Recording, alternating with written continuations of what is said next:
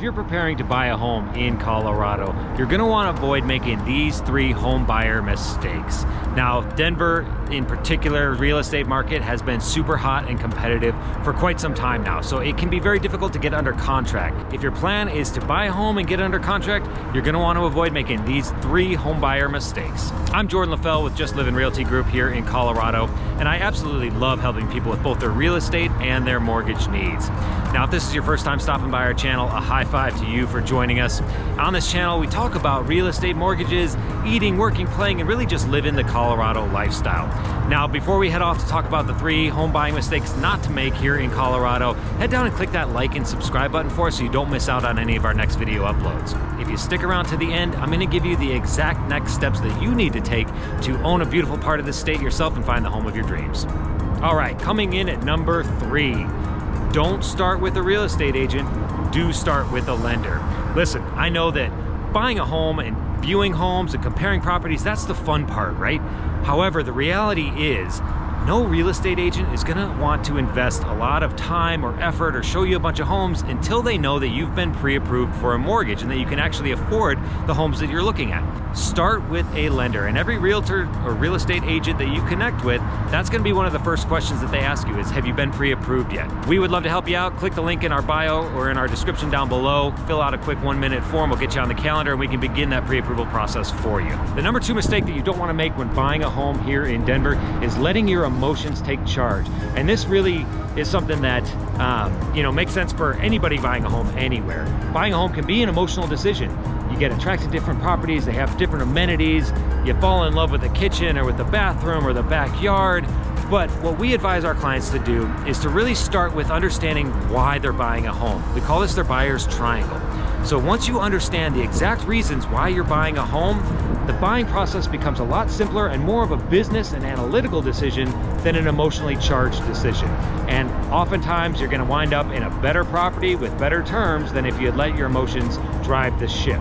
Understand why you're buying a home. Are you upgrading in size to accommodate a growing family? Did your kids head off to college and you're downsizing? Do you want more outdoor space for your dog or for a garden? Do you need a big garage space for maybe a home workshop, for example? Once you understand the exact reasons why you're buying a home, this becomes much more of a business decision and the whole process becomes much, much smoother.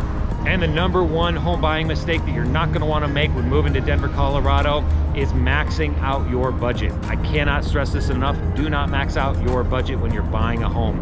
So many first-time home buyers come to us and they ask us, what's the maximum amount that I'm approved for? When really, we should have a conversation about what are you comfortable spending? If you've been working a budget diligently for a while now, which you should have been if you're planning on buying a home, you should know what housing cost fits into your monthly budget, and then we'll help you work back from there. So rather than starting with what's the maximum amount I can afford, start with your budget.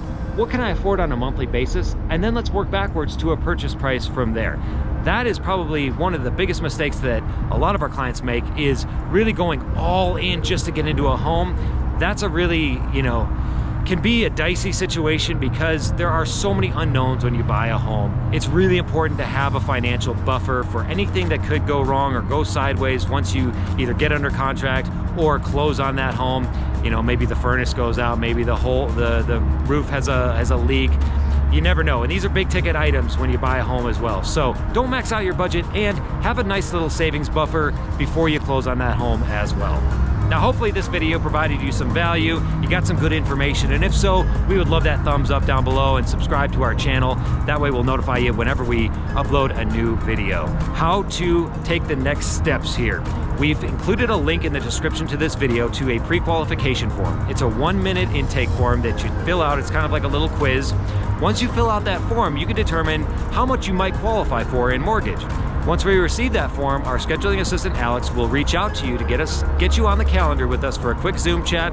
We call that a discovery call. That's where we'll get to learn more about what your goals are, what your scenario looks like. We'll share with you what the entire loan process looks like, what our process looks like, and we'll help you develop a plan of action to get you into your first home or second or third, whatever home this is in your journey. We'd love to help you.